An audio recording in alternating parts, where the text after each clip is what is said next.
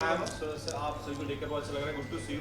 Kumar sir, मैं आपसे जानना चाहूँगा, काफ़ी लंबे टाइम बाद आपसे मुलाकात हुई। यहाँ पर आज एक गाने का लॉन्च रखा गया है। मैं आपसे जानना चाहूँगा, फर्स्ट ऑफ ऑल इस गाने को लेकर आप क्या कहना चाहेंगे? मेरा दिल तेरा होने लगा, काफ़ी एक यूनिक नेम के साथ में एक नया गाना हमने परफॉर्म किया।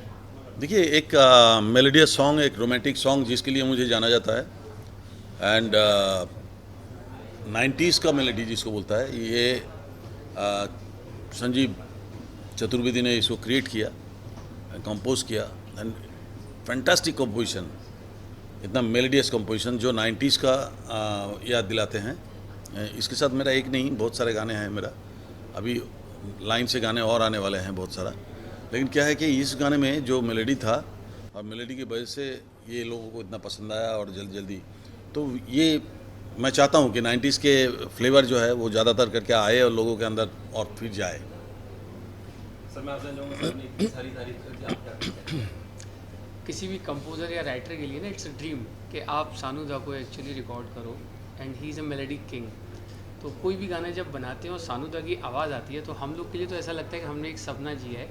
तो to us it's blessings Jagdambe की कि सानू दा ने गाना गाया एंड गाना ये एक दिन में 1 बिलियन के करीब क्रॉस हो रहा है अभी गाना। हम जैसे कि सर ने कहा कि सपने की जैसा लगता है, आप क्या बोलना चाहेंगे एज एन एक्टर? आप इससे क्या अपना करना चाहिए?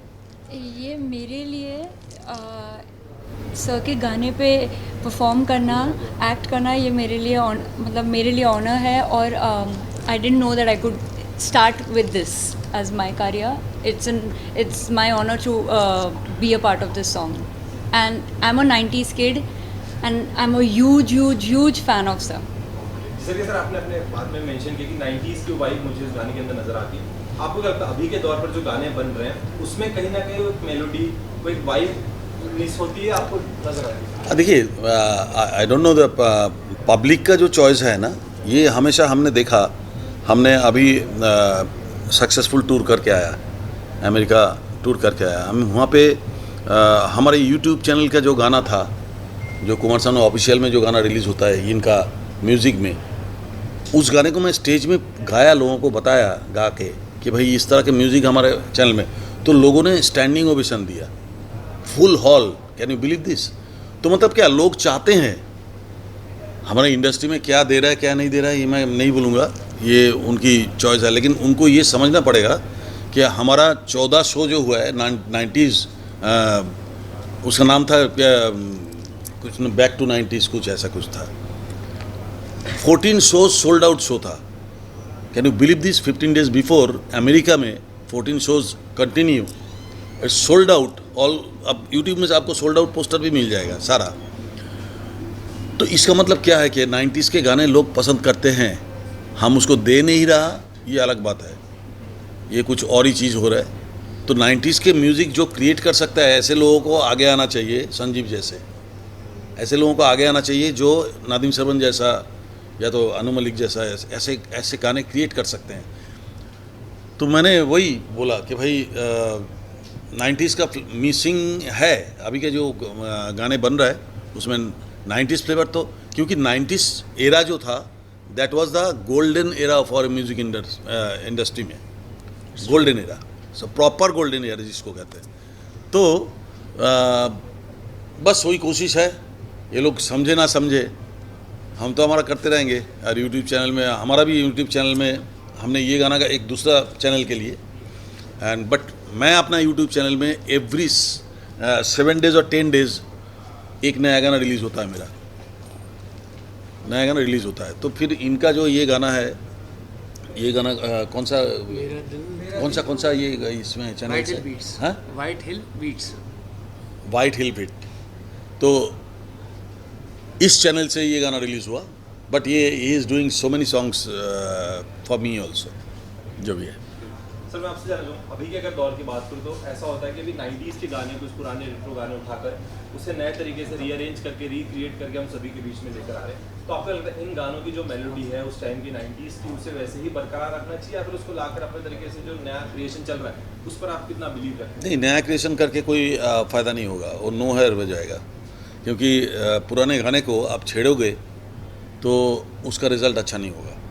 अगर आप उसको एज इट इज़ रखोगे उसका रिज़ल्ट अच्छा होएगा। एज इट इज़ बोले तो उसमें मैं तो ये समझता हूँ कि अगर सिंगर, पुराने सिंगर अगर कैपेबल है, गा सकते हैं, तो उसी से ही गवा लेना चाहिए, वो और इम्पैक्ट होता है। क्या आज से 35 साल पहले जो गाना एक सिंगर ने गाया था, 35 साल बाद वो गाना फिर से वही सिंगर ने गा रहे, चलो देखते हैं कैसा गाया है यार। तो एक होता है ये बात। और हमारा फैन फॉलोइंग तो कोई रोक नहीं सकता, जो हमारा फैन फॉलोइंग है वो तो होगा ही, वो तो कम से कम देखेगा ही देखेगा इस गाने बाइक पर काम करेगा। आप अपने आप को इतना प्राउड फील करते हैं कि आपने उसी मेलोडी के साथ काम किया। एब्सोल्युटली, आई मीन मेरी जगह और कोई भी होता would feel the same thing, and I can not be happier than this honestly. मतलब जब मैंने सुना 90s सॉन्ग है, I jumped to say yes. मैं जंप करके I was like literally like yes I want to do this, so it is my, I am lucky. Ma'am आप अपनी क्या खुशी रखना चाहेंगे, अपने एक्साइटमेंट रखना चाहेंगे इस गाने को लेकर? मैं सर के साथ मेरा पहला गाना है एंड मैं सर की बहुत बड़ी फ़ैन हूँ।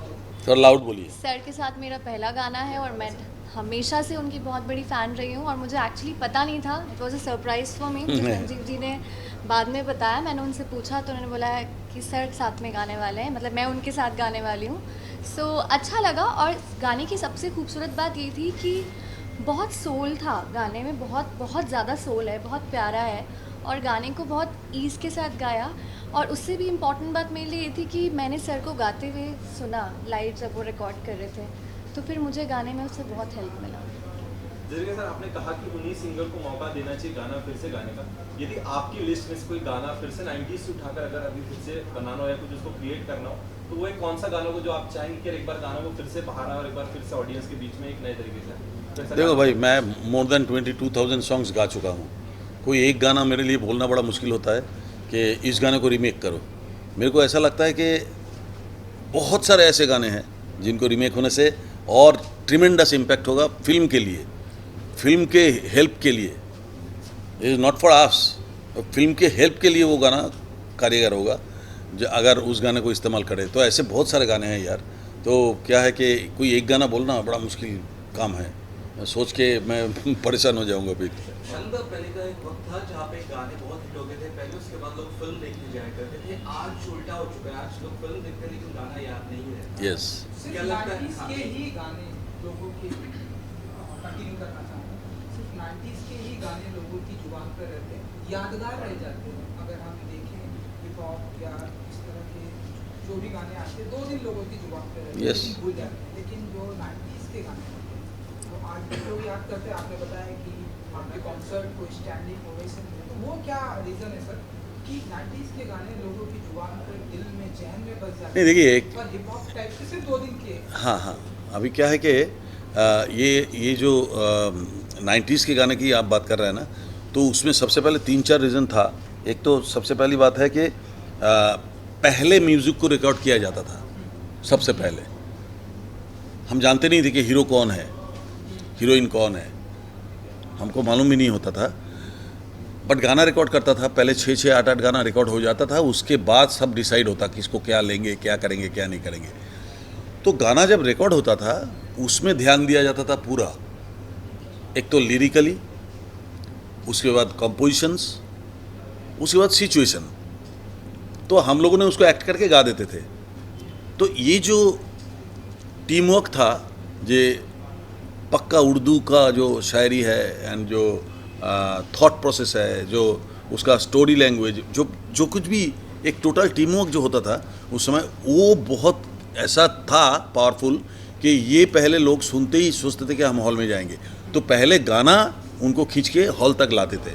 तो गाने का काम हम लोगों का था कि हमको हॉल तक पहुंचा देना है।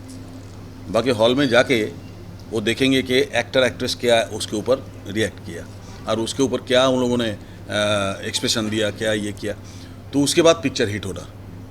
तो ये सब मिला के ना वो चीज़ अभी क्या हो गया, एक म्यूज़िक प्रायोरिटी था पहले, कि म्यूज़िक के ज़रिए म्यूज़िक पिक्चर का आधे खर्चा म्यूज़िक से उठ जाता था।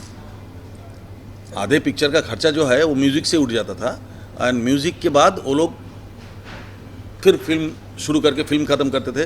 और अगर पिक्चर चल गया तो म्यूज़िक और भी हिट हो जाता, और पिक्चर नहीं भी चला तो भी म्यूज़िक बेच के पैसा कमा लेते थे कंपनीज।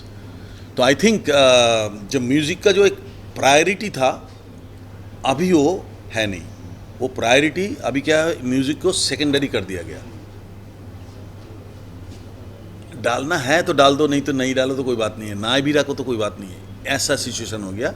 ये मंदबुद्धि टाइप का बुद्धि है जिन्होंने ये सोच रखते हैं। तो गाना एक ऐसा चीज़ है, not for relaxation, music is a therapy always. और ये फिल्म जब देखने जाते हैं, इतना टेंशन, इतना मारधार, इतना ये, उसमें एक रोमांटिक गाना आता है, एक सॉफ्ट रोमांटिक गाना है, तो थोड़ा रिलैक्सेशन होता है उस समय। तो ये सब चीज़ें इन लोगों को सोचना चाहिए कि हम म्यूज़िक को सेकेंडरी करके अगर पिक्चर को हिट कराना चाहे तो बहुत नामुमकिन है, बहुत मुश्किल है। अभी 100 पिक्चर बनाओगे तो उसमें से 1 या 2 हिट होगा। जैसे हाँ, sir, do you think that कि म्यूजिक इंडस्ट्री अब बिजनेस जैसा हो गया है, जो दिख रहा है अभी सब नंबर्स का खेल है?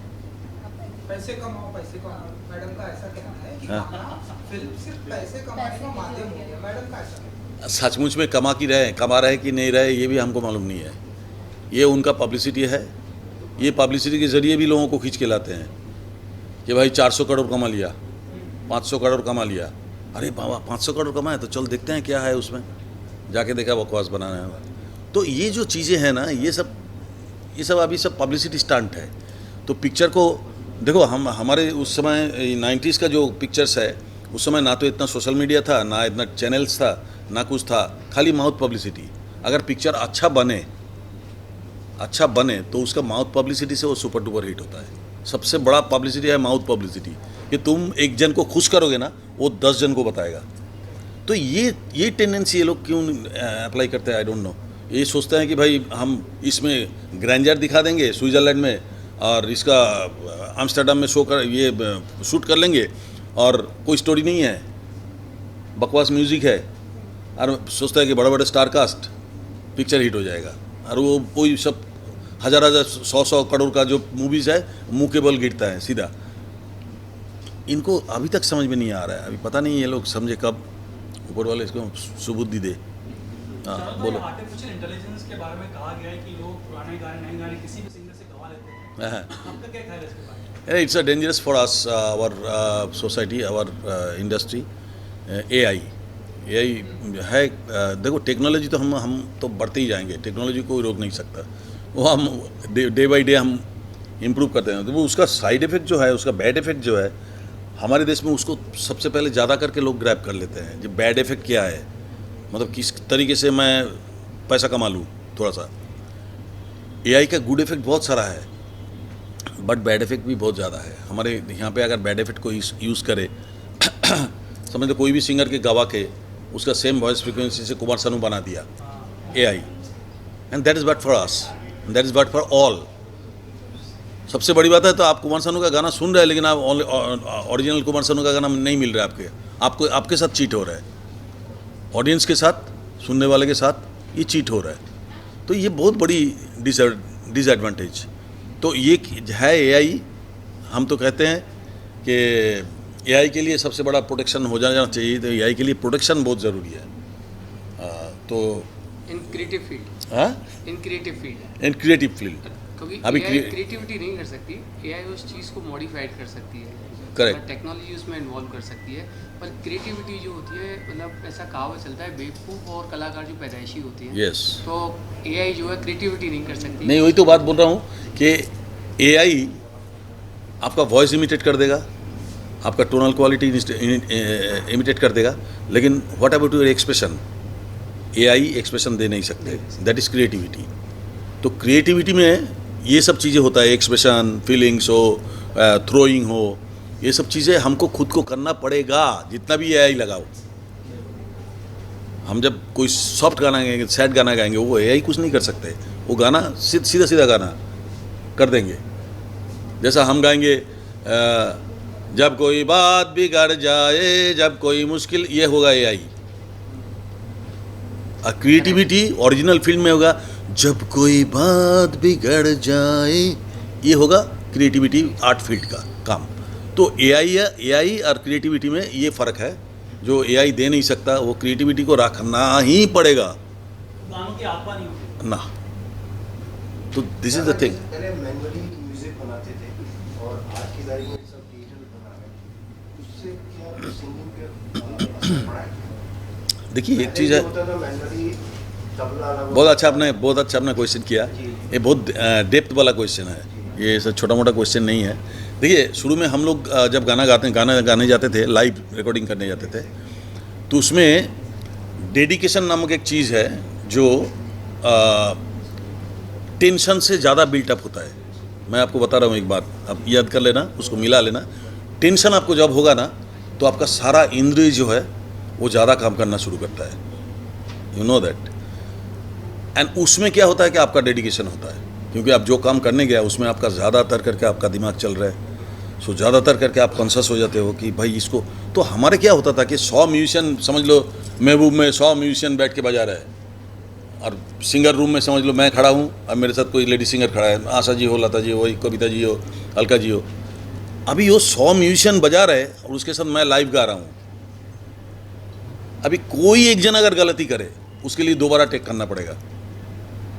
तो सोचो अगर म्यूजिशियन गलती करते हैं तो मैं उसकी तरफ देखूंगा, और अगर मैं गलत गाऊं तो म्यूजिशियन वहाँ से हंसेगा, सब 4-5 लोग, अरे यार क्या है, इसके लिए दोबारा टेक करना पड़ रहा है फिर।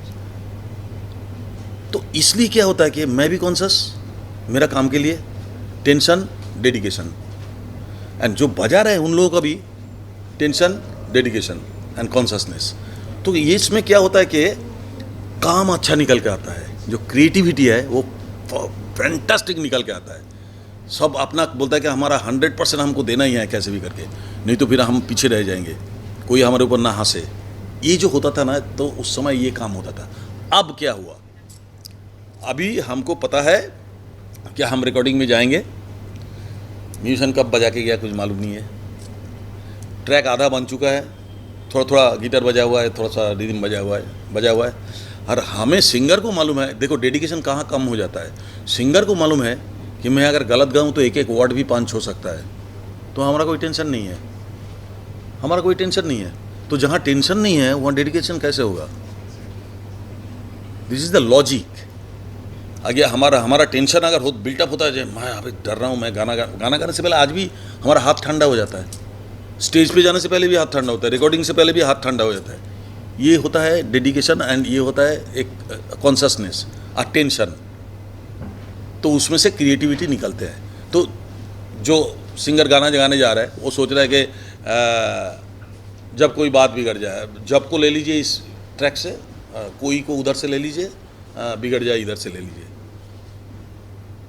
ये क्रिएटिविटी नहीं होता है। ये क्वेश्चन बहुत इंपॉर्टेंट था और ये आंसर बहुत बड़ी हाईलाइट है। तो आप लोग प्लीज़ एज ए मीडिया ना इस चीज़ को थोड़ा हाईलाइट करना, ये बहुत बड़ी बात है नई जनरेशन के लिए। नहीं, आज अचानक क्वेश्चन अच्छा किया तो मेरा दिमाग से वो निकल गया। बहुत अच्छी बात आपने क्वेश्चन किया, तो मैंने वही बोला, टेंशन एंड कॉन्शियसनेस से क्रिएटिविटी जो होता है वो और पावरफुल होता है। तो डेफिनेटली वो सिंगर के मन में जब होता है कि भाई हम जाएंगे और हम कुछ भी गाएंगे, वो चल जाएगा, वो डेडिकेशन नहीं है, वो टेंशन नहीं है, वो कॉन्शियसनेस नहीं है, तो फिर उसका क्रिएटिविटी जो है बेटरमेंट कहाँ से होगा? अब बताओ ना।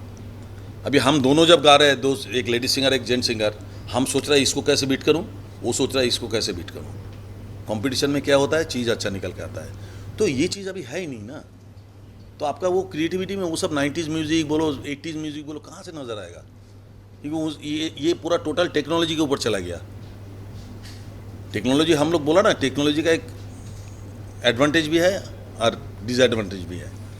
तो ये खामियां बहुत है इसमें। इसको अगर आर्ट को बचाना है तो टेक्नोलॉजी के साथ साथ आपको गाना भी एट ए टाइम, वो सिंगिंग हो या लिरिक्स हो या कुछ भी हो, एक लिरिक्स राइटर बैठे रहते हैं रिकॉर्डिंग के टाइम में साथ में, कि सिंगर को शब्द बोलने की तकलीफ हो रहा है, इमीडिएट वो उसका 4-5 ऑप्शन दे देते हैं।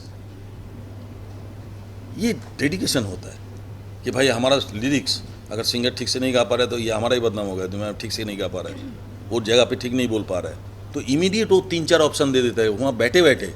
अरे कुमार जी आप ये जगह पे ये लिख लीजिए, देखिए तो इसको बोल के, तो मैं देखा हाँ उसका मेलोडी के साथ बहुत अच्छा स्मूथली चले जा रहा है। दैट इज़ द क्रिएशन ना, ये तो क्रिएटिविटी है। और क्रिएटिविटी था बोल के ही आज आपके दिमाग में हम बैठे हुए हैं। हम कोई भी गाना अगर गाने जाएंगे तो आप भी मेरे साथ गुनगुनाओगे। मेरा हर शो में मैंने देखा, फर्स्ट 3-4 रोज जहाँ तक नज़र आता है मेरा, हर आदमी एक एक गाने का बोल हमारे साथ गा रहे। तो ये जो दिमाग में डालने की बात है ना, ये सब चीज़ से ही आता है। ये टेंशन, कॉन्शसनेस एंड डेडिकेशन, इससे आता है। और इसको ये लोगों ने नज़रअंदाज करके सेकेंडरी कर दिया, मतलब इसकी ज़रूरत नहीं है, तो पिक्चर भी इस साइड हो गया। दादा पहले ना जो शूट होते थे, सॉन्ग पिक्चराइज होते थे पहले, उसमें नादरा से 2 राउंड पीछे करो, 3 राउंड पीछे करो, वो चीज़ का जो ये होता है, ये वो अलग ही होता था। यस, हर एक का जो काम है उसको उसका काम के ऊपर ऐसा प्रेशर क्रिएट कर देते थे कि अपना काम आप अच्छा नहीं करोगे तो आगे का सारा काम रुक जाएगा।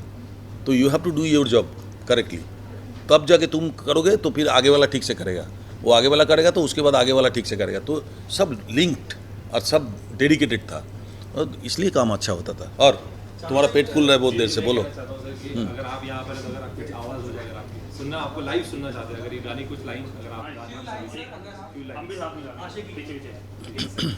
इसका एक गाना था मेरे यूट्यूब चैनल में, मैंने गाया था। अभी मैं अमेरिका में भी ये गा के आया था। मेरे जैसा नहीं मिलेगा मेरे बाद ज़माने में, मेरे जैसा नहीं मिलेगा मेरे बाद ज़माने में, उम्र तेरी ढल जाएगी मेरा इश्क भुलाने में। तुमने मुझको दागा दिया है, तुमने मुझको धोखा दिया है, तुम भी धोखा खाओगे, बड़ा पछताओगे, बड़ा पछताओगे, लेके मेरा नाम हजारों अश्क बहाओगे, हाँ हाँ बड़ा पछता। तो ये था गाना। देखो मेलोडी ये बनाया ये संजीव ने, तो ये पूरा 90s मेलोडी एंड वर्डिंग अच्छा है, पावरफुल, सिंपल सा वर्डिंग है लेकिन पावरफुल वर्डिंग है और लोगों को छूने वाले। अब जब मैं गा दिया मेरे जैसा नहीं मिलेगा मेरे बाद ज़माने में, तो सिंपल थिंग है। आप भी अपने वाइफ को कभी बोलते होंगे, है ना? It's a very simple thing. अरे मेरे जैसा नहीं मिलेगा तुमको, चलो मैं जब नहीं रहूँगा ना तुमको पता चलेगा। तो this is the simple thing, ये थॉट को। तो ये सब चीज़ें जो है ना, ये चाहिए हमारे जीवन के लिए, हमारे लाइफ के लिए, जो सुकून भरी लाइफ होना चाहिए। उसके लिए आप अच्छे मूवी देखो, अच्छे गाना सुनो, स्टोरी वाला। तू कुछ बोलेगा क्या बेटा? अच्छा हाँ बोलो ना। पुरानी फिल्में जो होती हैं, म्यूजिकल फिल्में, उनका रीमेक बनती है, फॉर एग्जांपल आशिकी, तो they don't take old singers, वो पूरा नया वो लोग करते हैं। तो what have to say about that? Because Aashiqui film was more on music based और लोगों को गाना ज़्यादा पसंद था वो उन फिल्म।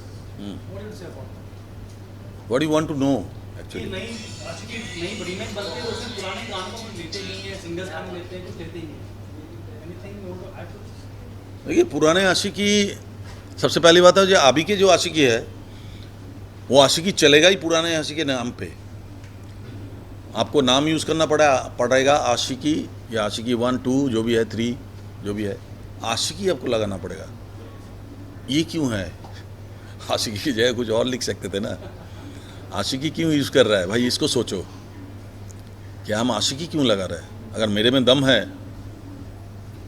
तो फिर हम आशिकी की जगह मौसीकी लगा देंगे ना, मौसीकी 2।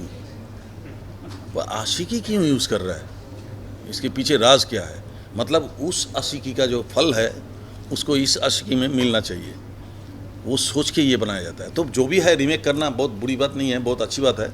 लेकिन क्या है कि पुराने चीज़ को आप भुला नहीं सकते। अब जितना भी नया बने, नया रीमेक होए, जो कुछ भी करे, उस चीज़ को आप भुला नहीं सकते। सो ये कंपैरिजन होता ही नहीं है, कौन आशिकी बेटर है, कौन आशिकी है, सब बकवासबाजी बात है। कि एक आशिकी एक हिस्ट्री क्रिएट किया, दूसरा आशिकी एक हिस्ट्री क्रिएट करेंगे, ये होता ही रहेगा। मैं गाऊंगा, मैं एक अपना जगह बनाऊंगा, मेरे बाद और कोई एक सिंगर आएगा जो उसका अपना जगह बनाएगा। इसका मतलब ये नहीं कि वो मेरे माथे पे चढ़ गया, नो। नंबर ऑफ सॉन्ग्स में मैंने बहुत सारे लोगों से ज़्यादा नंबर गाए, बहुत ज़्यादा। तो मैं ये नहीं बोल सकता कि मैं उससे बेटर हूँ, सवाल ही नहीं होता है।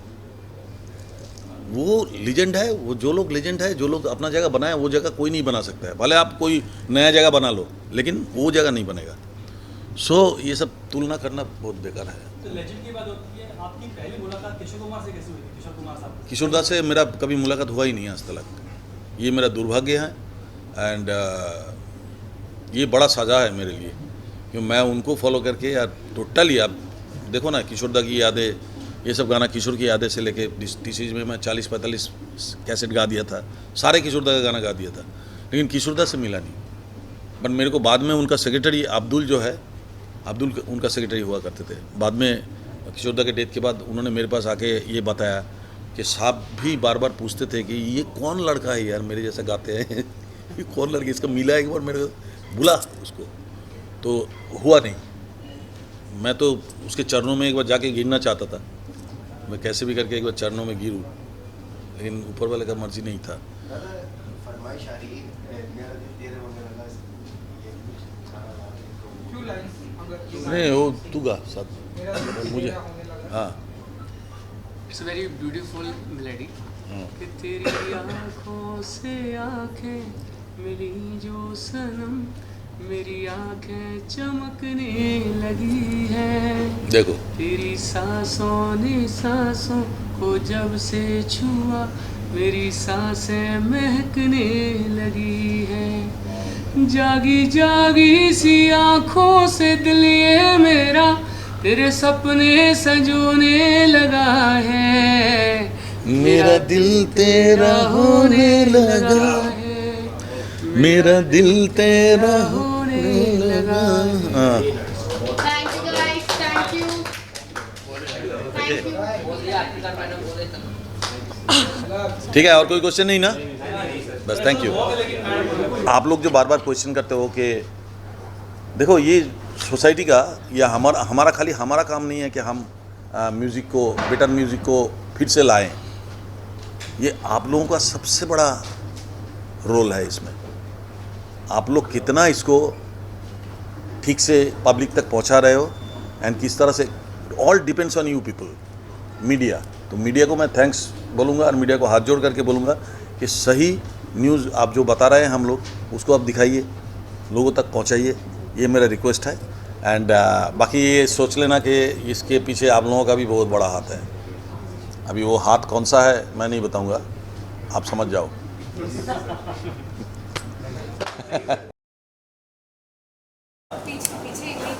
सर ये खाली शॉर्ट है, खाली फोटो है, फोटो। लेंगे उसके बाद ये उसके बाद की एक्टिविटी। अरुण मोबाइल आ गया मेरे कैमरे। ठीक है ना? हाँ आ जाओ संजीव, आ जाओ, साथ में आ जाओ, साथ में अंदर आ जाओ, क्लोजर आइए और अंदर आ जाओ और क्लोज आइए।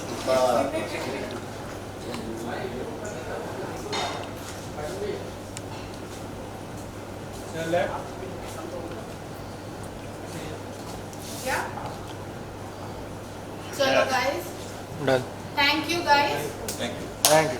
Thank you. वो पेपर से